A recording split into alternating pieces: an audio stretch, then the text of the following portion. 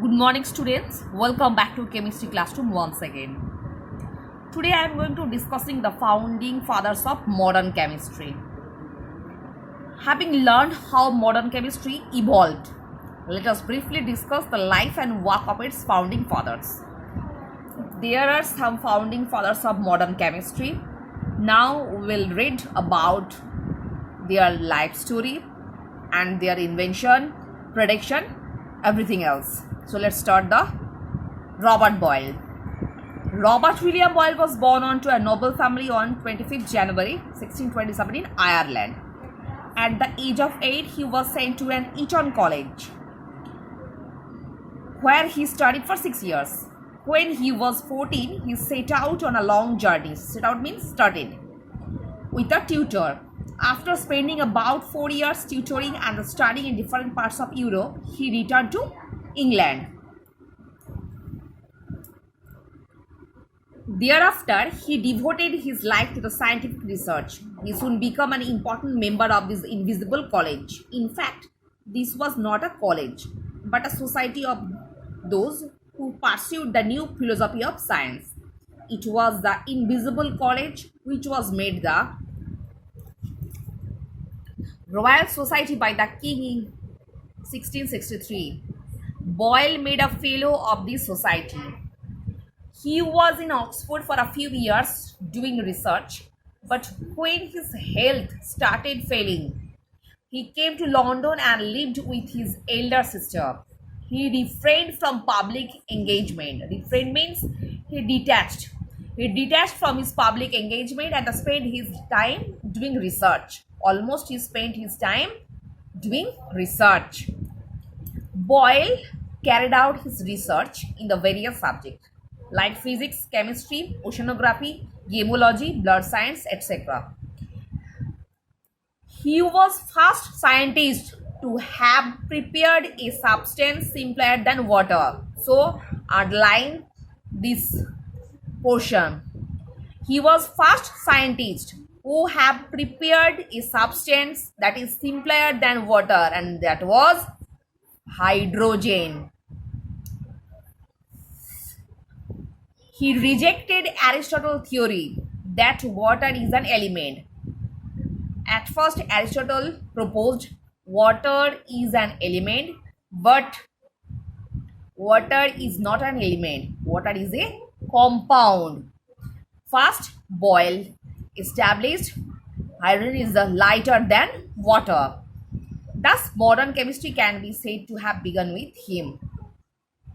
He studied the behavior of gases and he discovered that at fixed temperature, the volume of gas decreases with increasing pressure and increases with decreasing pressure. So that is the Boyle's law. You have to learn the Boyle's law only.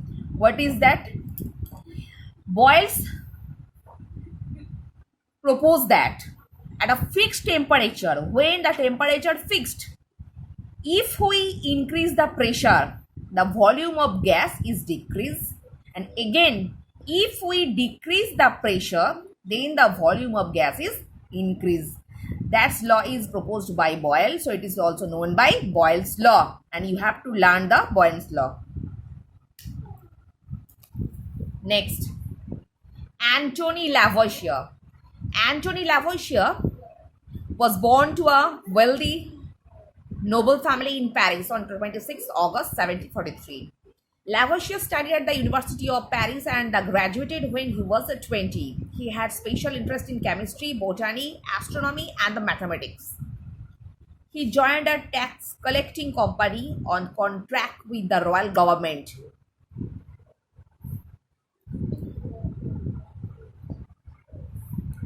His most fundamental contribution to chemistry was that he changed the nature of the subject from qualitative to quantitative. Underline this one.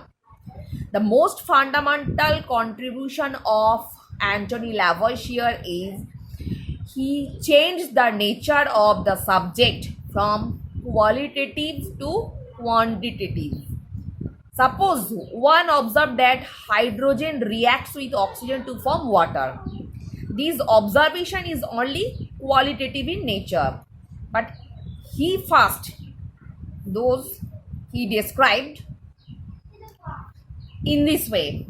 Lavoisier proved that one part of hydrogen when react with 8 part of oxygen, it form 9 part of water. So this proved that hydrogen and oxygen are simpler substance of which water is made. So water is not an element as alchemists believe. Water is in a fact compound. So what is that? Lavoisier first discovered the qualitative to quantitative nature of subject. All of you know hydrogen and oxygen combine together to form water. That is qualitative reaction. But in case of quantitative reaction, first Lavoisier proved that when one part of hydrogen react with 8 part of oxygen, they form 9 part of water. This quantitative reaction was first discovered by Anthony Lavoisier. Lavoisier made other contribution too, as outlined below. He identified hydrogen and oxygen. Hydrogen was first obtained by Robert Boyle and oxygen was by Priestley.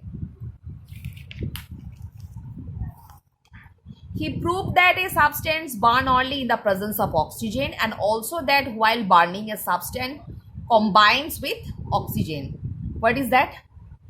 Anthony Lavoisier first proved that when we burn something, it intake oxygen from the air. So in the presence of oxygen, while burning a substance combined with oxygen. He suggested the metric system of weights and measures. Again, he established that the sulfur is an element, not a compound. He first established that sulfur is an element and not a compound. He predicted the existence of silicon. Next, he suggested a better system of the naming elements and compounds. He suggested a better system, the arrangements of elements and compound. He suggested the matter may change its form of shape but not its mass. He first suggested that matter can change their form only, but their mass is always same.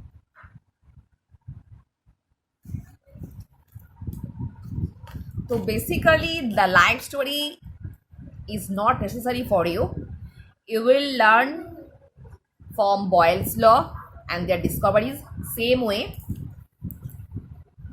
Anthony Lavoisier, the quantitative theory, and against the contribution of Lavoisier. So today up to this portion.